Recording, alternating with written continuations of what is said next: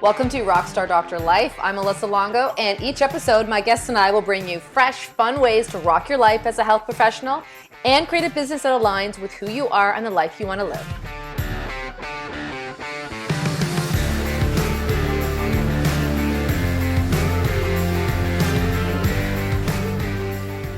Hey everyone, welcome to another episode of Rockstar Doctor Life. I'm always excited when I get back into production mode because I get to connect with some really amazing people.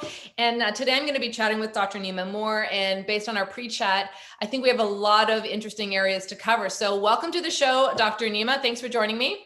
Thank you so much. I'm so excited to be here to have this conversation with you. I just know we're going to dive into some good stuff. Well, we already have a few similarities, but let's just dive in for the people who are just getting to know you like I am.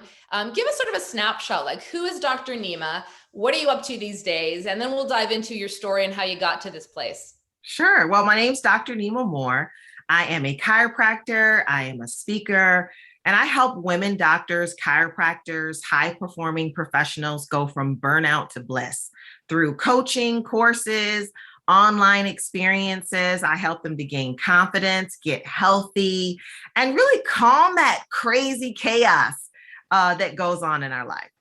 Mm-hmm. So my first question is, coming up with the concept of burnout to bliss. Yes.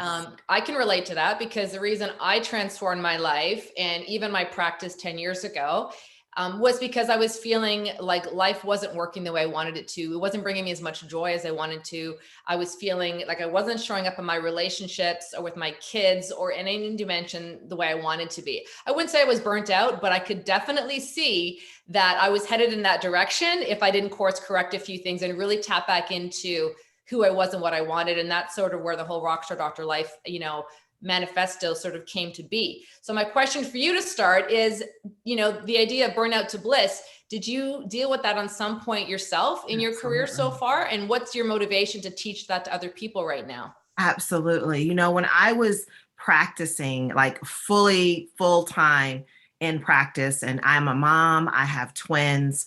I'm married to another entrepreneur, and my twins were very small. So of course, you all know, if you're listening and you're a mom, I was trying to do everything. I was, trying to run my practice, of course, trying to be a great mom, seeing patients.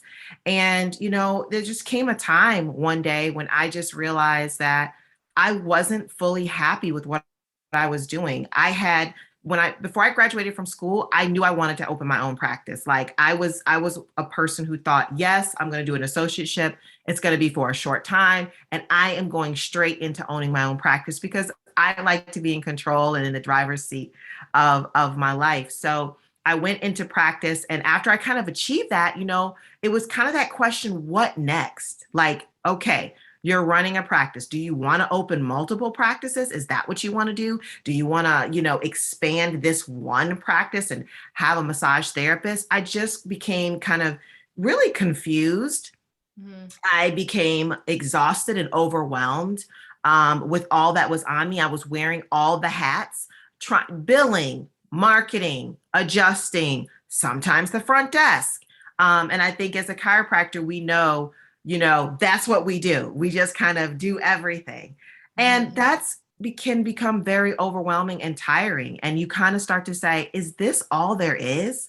Like, is this it? Like, just running a practice? Is that it? Is there more out there that I can do? Is there more ways that I can connect with other people? So I wasn't a full burnout. Like I wasn't completely exhausted and needed to be hospitalized, which there's 12 stages to burnout. That's one of them. I knew I needed to make some changes. I knew that I was going to have to tap back into myself and find out, what does Neema really, really want to do? Of course, it's taking me some time to realize, like, wow, that was actually some form and version of burnout that you were experiencing. And I don't want anyone else to feel like I did. I don't want women doctors to feel like I did. I felt very alone. I didn't have, I'm dating myself because there wasn't a whole lot of social media back then. There was a little bit, but we didn't have Instagram and TikTok and, all that kind of thing. So, and no Clubhouse. Mhm. So I don't want other women doctors to feel like me, like just alone. Like, what do I do? So how can I connect with them and help them find their bliss again? Help them find, a way to even practice that might be more fulfilling and different, have a little bit more spice to it. Hmm. And you know what, when we're in healthcare, I mean, I don't care what style of practice you have, but a lot of us believe on some level that prevention is better than reaction in your care, right? So I think when it even comes to our own our lives, like, why wait till you get burnt out? I mean, unfortunately, sometimes people need that kind of wake up call, right?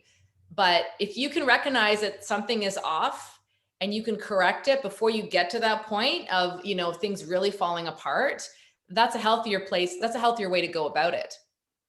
Absolutely. I think as chiropractors, I think we are some of the best at that. Yeah. Because this is why I love talking to other chiropractors, because we just have this thing. It's just something that we just learn from day one about listening to that inner spirit that we have on the inside. Yeah, and it's not always easy. In fact, one of the last episodes that I released, actually, so everyone listening or watching, was with Dr. Fiona Lovely, and we got into the conversation about your head and your heart, and how our ego, our head, our thoughts, our analytical brain that we all have as chiropractors, because we're all doctors, right? We've gone through Right. all the training, we've gone through all the clinical sciences, we're using that part of our brain every day in our practices. But then there's a part of you that's your intuition, your heart, your gut, your soul, whatever spiritual, place you find yourself. And you've got to be able to merge the two on some level, right? And make choices that have some thought, but really ultimately resonate with who you are inside. And I think sometimes people turn that off because you get these little voices and these hunches, but it's hard to follow them sometimes, right? Absolutely. Absolutely. I think, being a physician, a chiropractor, we've been taught that there's this model that you have to, and depending on what time you were in school, I was in the age of them talking a lot about, I practiced and I had a bucket on the wall and I just told patients to drop whatever they wanted inside and sacrifice yourself, sacrifice your time. They're going to bring you chickens and eggs and, accept that. And you should, for the cause of being in practice. And, so I think we get caught into martyrdom, and Yeah. saying like, we have to sacrifice. And I think all doctors do this. I think chiropractors probably more than, than anyone else, because of some of our training that, we're doing this for the cause of chiropractic and pushing our mission forward. We will sacrifice everything, including our health, sometimes mental and physical, for the practice, for the patient. And I think it's so important when I talk about burnout to bliss, it's talking about like finding your bliss and like creating the life you really want, but getting healthy and making sure that you're doing that self-care and that you're separating and taking some time out for yourself. Mm-hmm. And honestly, I mean, let's be real. This is a question we should be asking ourselves consistently. So I asked myself this question 10 years ago, but I asked this question to myself: what do I love to do? Am I doing it? How can I do more of it? I do that check-in fairly consistently in all the parts of my life. And I think it's a really important reminder that we take that step back and ask ourselves, wherever you're at in practice, in your relationships with your kids, where you live, like, are you having enough time to enjoy the hobbies and the things that make your heart smile when you're not looking after people? Because I'm with you. If you don't take care of those things, you can be left with a really rocking practice, and all the other things that give our lives joy and meaning are a little shaky. So ask yourself that, listeners today and viewers, if you're watching this, like, where are you at right now? Like, are you happy doing what you're doing? What could be different? How can you do more of it? Let's talk a little bit about your journey though. So you and I graduated the same year, 2002. Yeah. You right away, did you start your own practice, or were you ever an associate No, or working in any other environments? I went right into I'm just thinking my first boss was a Canadian and loved him, Dr. Shaw. If you ever see this, shout out to Dr. Shaw, amazing. Gave me my first job at Shaw Chiropractic in Port Huron, Michigan. So I constantly was looking over the river into Canada on Port Huron. So I did that for a year.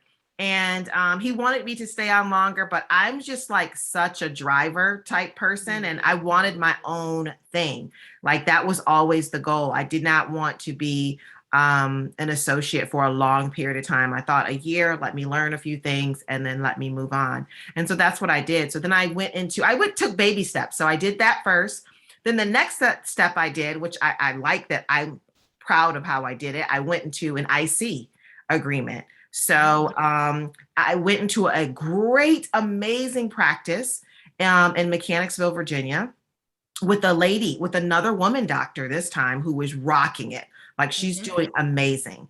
And I went in as her, went in as not an associate, but as an IC. So I would get some of her leftovers. She'd throw me a couple bones and I just grew really fast, like really fast. Patients were doing awesome and they were just starting to roll in. I started to do some of my own marketing to bring people in. So it was great because I got a little bit to be independent. But I also got an opportunity to not be fully on my own because they did my billing, they did, those type of things. And then we did a percentage agreement. During that process, I ended up getting pregnant with twins, wanted to have children. It was planned. I wanted to have children. I was like, I'm getting older. I want to have kids. Thought I was going to have one and ended up with two. My thought process was, I'm just going to have one kid and try being a mom and see how that goes. And God plan for you. Right. You're like, instant family. Here you go. Right. I'm going to try this family out. I mean, I got married before that in between. I didn't mention that. I did get married right after I graduated and then went into this independent contractor, which was great. Then stepped from that into taking those patients from my independent contractor and starting my own practice. And that was kind of my stepping stone. So then you had your own practice for a number of years. You had your babies. You dealt with juggling the super mom role. Yes. And now fast forward, you're still kind of in practice, but you and your husband have partnered and you have a new venture. Let's talk about that. I love what we do in the community. My husband was, it's funny because he's not a doctor. Everyone always asks me, is he a doctor? He's a chiropractor. No, he's an engineer. He worked for IBM, he worked for NASA, but he had a heart for helping people, and decided to open a community service type organization. It's not a nonprofit, to help people back in his hometown. And he wanted to do that. That's kind of how he got started. He ended up opening multiple offices and just really diving into entrepreneurship after leaving IBM. And what happened is we decided, when we got married, that we wanted to, after some time of me doing my own thing, and he would constantly come to me and I would say, okay, so are you all talking about sugar intake with these clients? Are you talking about their water intake? Are you telling them they should not be eating so much fast food? And he would just kind of say to me, no, we're not talking to them about that. We're trying to get them to psychiatrists for medication management. We're getting them to therapy. We're trying to decrease their symptoms. And that's kind of it. I'm like, there's a whole other conversation that's missing. So I would just kind of consult with him and counsel him, like, you need to tell them to do this. But of course, unless you have someone on your staff that is in the health and wellness field, you can't tell the clients who are underneath, like, it just doesn't work, right? So anyway, we decided to partner together. I said, let's partner together and create something new. Let's create something that's going to combine mental wellness and physical wellness together to educate people that there's no separation and that they're really important for really true wellness. So we actually started our first company, which is called Wellness Within, because we believe wellness truly starts within. And that was in Richmond, Virginia. And then we started another office in Dallas, Texas, which I know people are like, well, why'd you jump all the way to Texas? What happened is once my husband went going back, when he realized that, hey, this great idea of helping my community is actually a service that insurance pays for. So once he realized that, that's how he was able to scale those companies. And in Dallas, this is a service that's really paid for really, really well. So we decided to but to open an office in Dallas, Texas. Great. And now I run those two offices. I'm sorry, go ahead. Well, now you have the experience of, like, you're working with your partner. So I'd love to hear, a lot of docs don't practice together, or they're, one partner manages a business, one is the doc. this dynamic, I think is a really interesting one. And I'm sure listeners would love to hear any tips that you have for working with your spouse. Oh my gosh. So let me just tell you, and I'm just going to be like honest with you here. So I just made a post the other day. I'm like a very alpha person. I am, I like being, the fish, the only fish in the pond who's kind of running and directing things. Thus why I started my own practice, because I like to be like running, being the captain. And, but guess what? My husband likes being the captain too. So honestly, when we started the office, it was exciting. It was fun. I would see, it's so cute. I would see my husband like, yeah, we're going to do this together. We would be doing videos and stuff, or just talking to people. And he still hasn't lost that spark for it. But, as we really started to run these offices and hire employees, because I've got 5 staff, I've got 5 to 6 in Richmond, and I've got 4, we've got 4 or 5 in Dallas. And so, honestly, we did not make our roles very clear. That was a problem. And so it was a tug of war with who's the boss.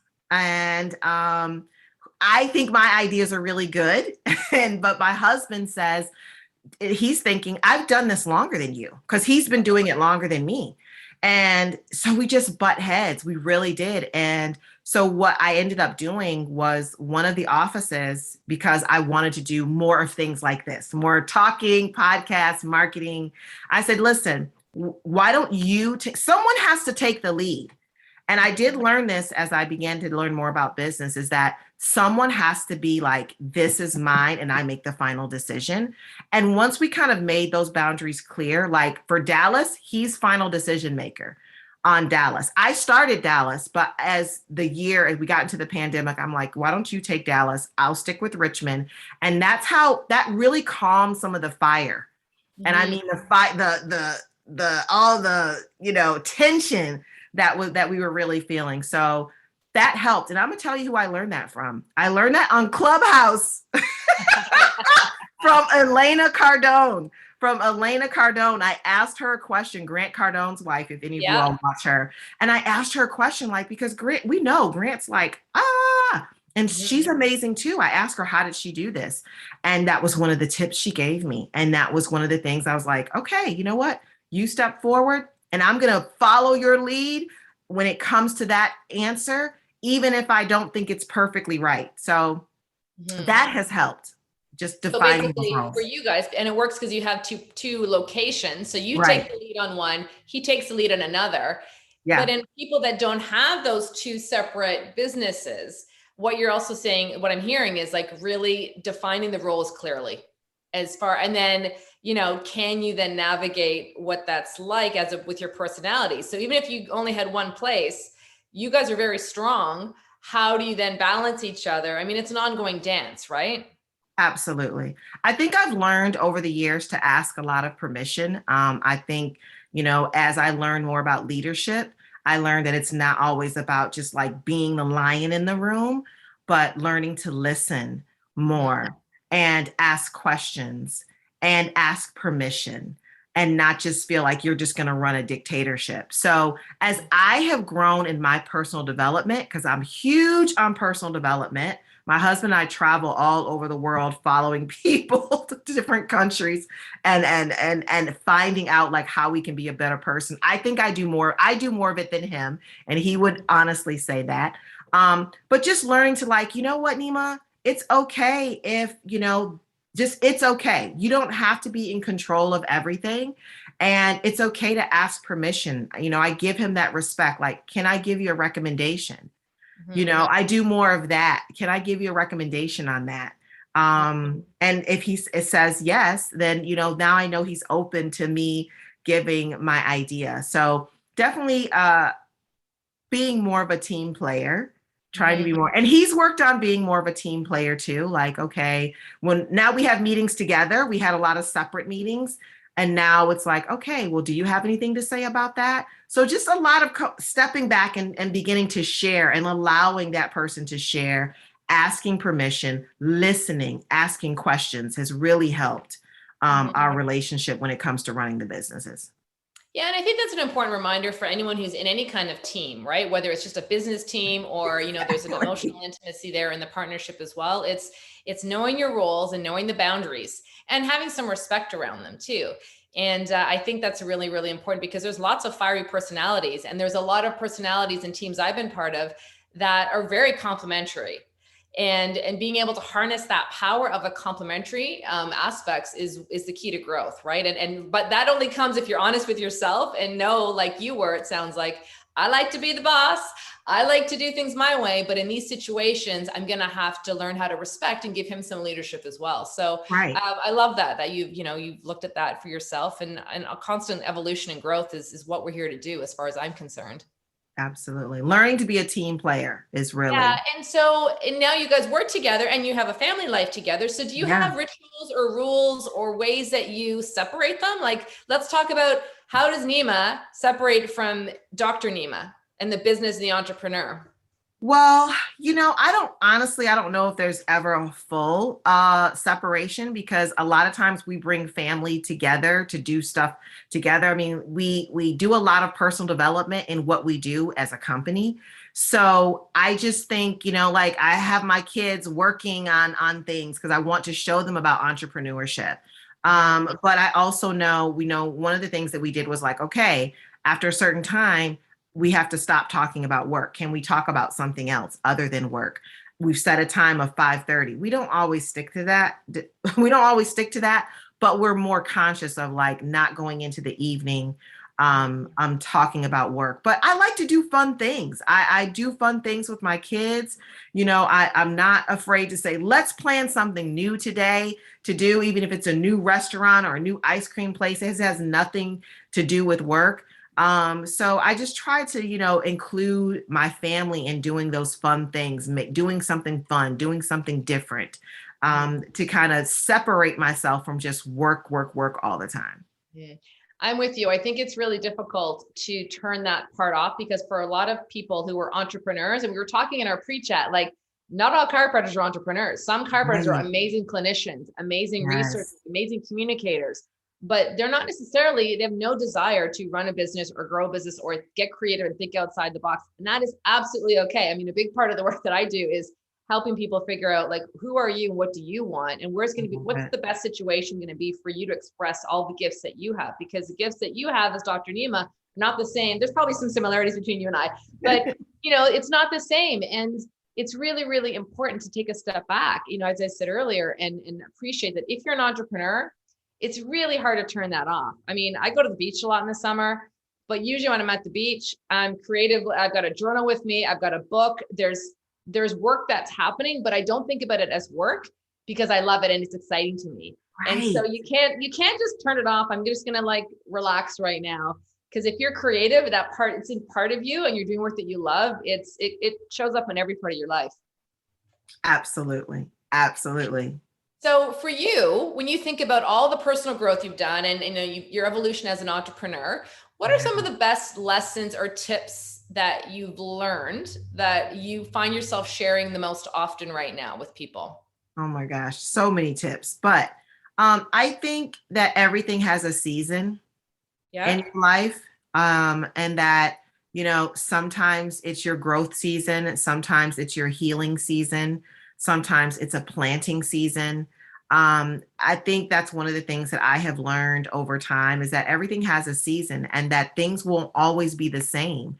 And that it's okay to evolve and change your mind if you want to do something else. I think for me in chiropractic, I just thought, okay, I have to run my practice like I have seen every male before me. And that's just not who I was. I began to say, my statement was, and people who know this from back in that time, I don't want to die on the table. And so, and meaning I didn't just want to do my last adjustment and just be like, and that was it, back in the room somewhere. So just learning that it's okay to evolve and change and combine all of your gifts together, like to live the life that you want. So those are just some of the things that I like talking about, especially for women. Well, those are powerful though, because even the idea of life having seasons, I mean, particularly as females, right? Because our body are the one that biologically, for most women, will create the babies and, Right. then nurse them. And if you're a holistic, heart-led chiropractor, most of us want to raise our children in a very, we want to give them clean food and Right. breastfeed and have parenting styles that are, driven on our values. And it's a hands-on experience, right? For a lot of people. And some people, don't get me wrong, like having other support and nannies, that works really great for them as well. But trying to balance all that is really tricky at times. And honoring, for me, I had to step back when my boys were young and say, this is a season right now of me nurturing. Mhm. And for about 8 months, I wasn't in my practice at all because my heart wanted to be home with them. And that's what worked for me. And I was lucky that at the time I was able to do that. As they get older, the seasons change. They need me in very different ways, as you know, with teenagers, and life moves forward. And I think it's really important. It's really powerful that you said that, to just recognize and honor that we all go through different seasons of our life, and they're not black and white, and they're not linear either. That's right. Yeah. Exactly. So what keeps you inspired these days?